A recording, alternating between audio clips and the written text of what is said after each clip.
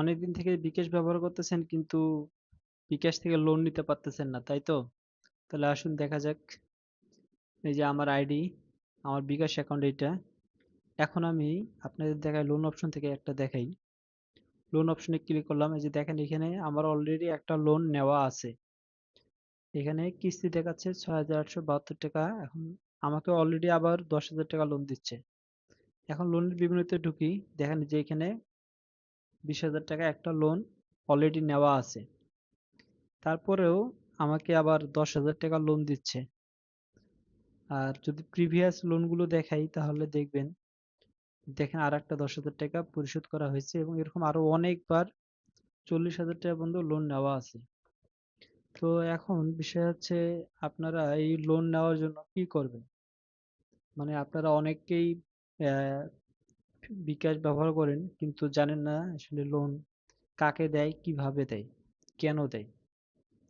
তো আপনারা চান কিন্তু আসলে পাইতেছেন না। তো তাদের জন্য আজকের এই ভিডিওটি, সেটা হচ্ছে এই যে আপনাদের যে বিকাশ অ্যাপস আছে, এখান থেকে আপনাদের কি কি করলে আপনার লোন পাবেন। সেটা হচ্ছে আপনাকে মোবাইল রিচার্জ করতে হবে। মোবাইল রিচার্জ করার পরে সেন্ড মানি করবেন, ক্যাশ আউট, ক্যাশ ইন এগুলো করবেন, রেগুলার পেমেন্ট করবেন, ঠিক আছে? বিভিন্ন জায়গায় কেনাকাটা করবেন, পেমেন্ট দিবেন। তারপরে বিভিন্ন বিল দিবেন, বিদ্যুৎ বিল সহ যেগুলো বিল দেওয়া যায় আর কি, পে বিল। ক্রেডিট কার্ডের বিলও এখান থেকে দেওয়া যায়, সেই অপশনও আছে। তো টিভির বিল, টেলিফোন বিল, যেটা খুশি সেই বিলটা দিবেন। দেওয়ার পরে আর অ্যাকাউন্টে সবসময় কিছু টাকা রাখবেন। দেখেন আমার অ্যাকাউন্টে কিন্তু কিছু টাকা আছে।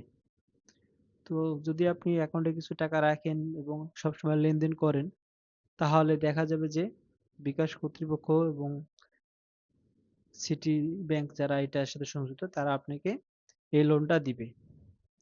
তো এটাই হচ্ছে বিষয়, মূল বিষয়। তো আসলে অনেকেই এই লোনের বিষয়ে ভিডিও বানাইছে কিন্তু আসলে কেউ ক্লিয়ার করে না যে আপনি কিভাবে লোন পাবেন।